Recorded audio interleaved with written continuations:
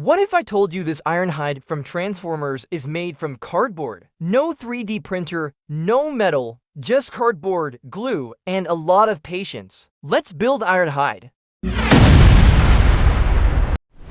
Before building, I studied Ironhide's design from the movies and gathered reference images. For this build, I'm using simple materials: cardboard, glue, scissor, craft knife, ruler, marker, and a lot of time. Let's start the build. I started with the wireframe, then sealed everything with cardboard. Next was the chest armor, the core of Ironhide's body. I cut layered cardboard panels to build thickness, strength, and sharp mechanical details. It's all cardboard. Ironhide's muscular arms are quite impressively large and powerful, which made me ponder on using multiple layers of cardboard to enhance their strength and provide a better shape. In order to achieve the desired effect, I made sure to carefully measure each piece and ensure a precise gluing process, creating a solid foundation for the entire structure. For the legs, balance is absolutely crucial.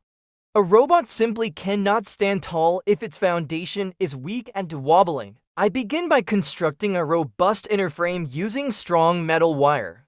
This provides me with a solid structural foundation, while at the same time keeping the robot lightweight enough to be easily moved around. Next, I proceed to add a series of cardboard layers. Each panel is meticulously cut and skillfully glued together, resulting in a layered construction with a precise thickness, detailed mechanical features, and that well-known robotic appearance. I constantly assess the fit and alignment. Every single joint needs to move with ease and smoothness.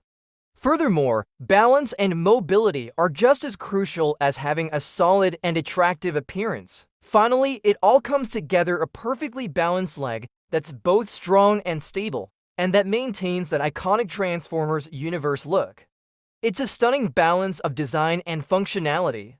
Here's the final leg. This is where it all comes together. Every joint fits perfectly, it's balanced, sturdy, and moves just like a real robot should. I carefully layered each cardboard panel to give it thickness and sharp mechanical details. The result, a robotic leg that's solid, detailed, and ready to bring Ironhide to life. Now it's time to bring Ironhide together arm by arm, leg by leg, piece by piece. I start with the arm. Balance is key, so I make sure every joint fits perfectly and can support the full weight. Next, the legs. Each one is layered with cardboard panels for strength and sharp mechanical detail, while still allowing movement. Finally, the torso locks everything in place.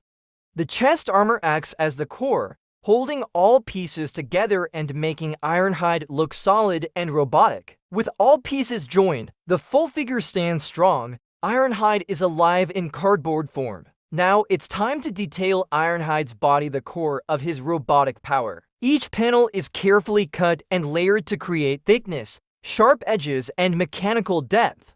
Every detail makes him look more like a real Transformer. With the chest and torso complete, Ironhide's body is solid, balanced, and ready to bring the rest of the robot to life. Now it's time for the most detailed part: Ironhide's head. This took me almost a full day to perfect. Every panel is carefully cut and layered to capture his sharp, robotic features. The eyes, jaw, and mechanical details take patience and precision. After hours of shaping and layering, the head finally comes together. It fits perfectly and brings Ironhide's personality to life. Now it's time to work on Ironhide's back, the backbone of his structure. Every detail matters for strength and style. I start with a sturdy frame to hold all the panels in place. This ensures the back can support the torso and arms while keeping the figure balanced. Next, I add layered panels to create depth and mechanical detail. Each piece is cut carefully to give that robotic, armored look. Details like vents, armor ridges, and connectors bring the back to life.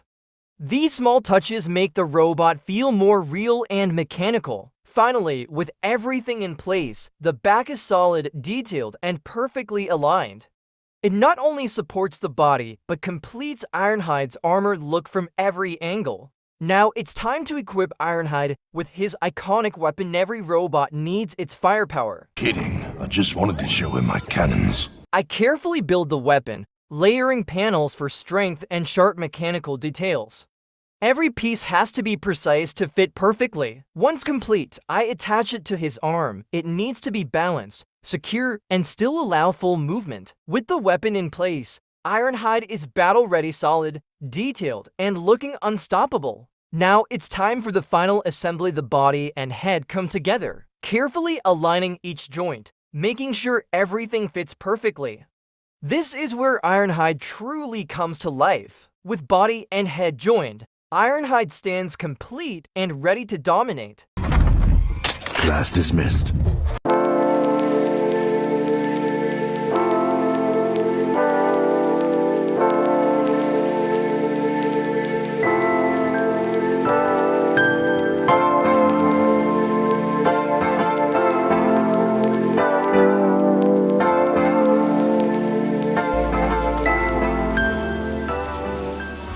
If you love this build and want more epic cardboard creations, smash that subscribe button and join the crafting squad. Keep creating, keep experimenting, and most importantly, happy crafting!